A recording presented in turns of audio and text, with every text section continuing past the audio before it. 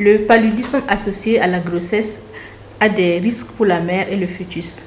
Nous en parlons avec Dr Aline Tougma, gynécologue obstétricienne au CHU de Borodogo. Bonjour docteur. Bonjour Madame Maïga. En quoi le paludisme est dangereux pendant la grossesse?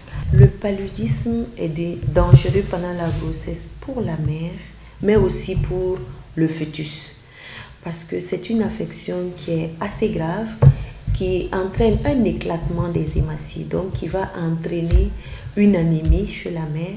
Et cette anémie-là peut entraîner d'autres pathologies. Ça va jouer sur les reins, ça peut jouer sur les autres organes tels que le foie, ça peut également jouer sur le cerveau.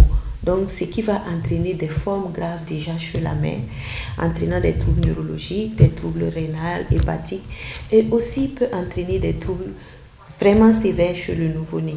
Le nouveau-né s'il arrive, mais aussi ça peut entraîner ce qu'on appelle une mort fœtale in utero, peut entraîner une prématurité, ça peut entraîner un retard de croissance intra-utérin, sinon même qu'on peut avoir, si ça se passe dans la période de l'accouchement, on peut avoir un paludisme néonatal parce que le plasmodium traverse la barrière placentaire. Il paraît que l'infection palus est plus dangereuse pendant la première grossesse. Est-ce que c'est vrai? Si oui, pourquoi? Bon, on peut dire que la survenue du paludisme chez toute femme enceinte est grave. Mais particulièrement chez la première, il faut dire que la condition physiologique de grossesse là, lui, arrive pour la première fois.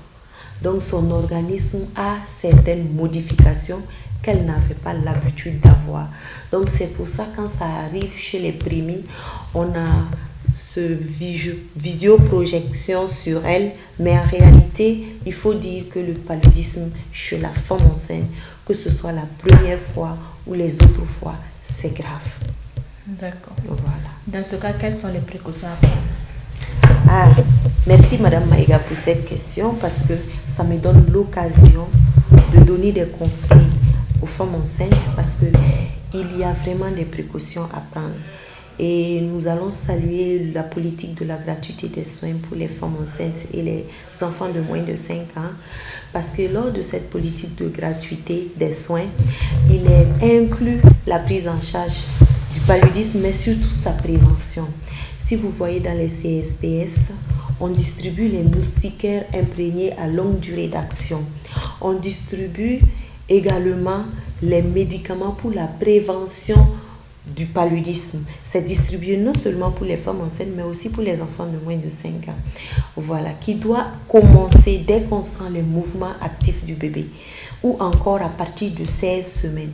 C'est une prise de 3 comprimés chaque mois jusqu'à ce qu'on accouche. Et cela permet de prévenir les formes graves de paludisme. En plus de dormir sous moustiquaire, il faut avoir un environnement sain. Voilà, il faut vraiment œuvrer à ce qu'on ait un environnement bien assaini pour éviter les eaux sales qui stagnent devant les concessions ou dans les concessions. Également, il faut, lorsqu'on sort, on ne se promène pas avec sa moustiquaire. Il faut avoir des pommades qui repoussent les moustiques ou avoir un habillement qui peut vous protéger contre les piqûres des moustiques. Parce que ces moustiques qui donnent le paludisme peuvent aussi donner la dengue qui est tout aussi grave que le palu. Voilà. Donc, voici essentiellement des comportements à avoir pour se prévenir du palu. Merci, docteur.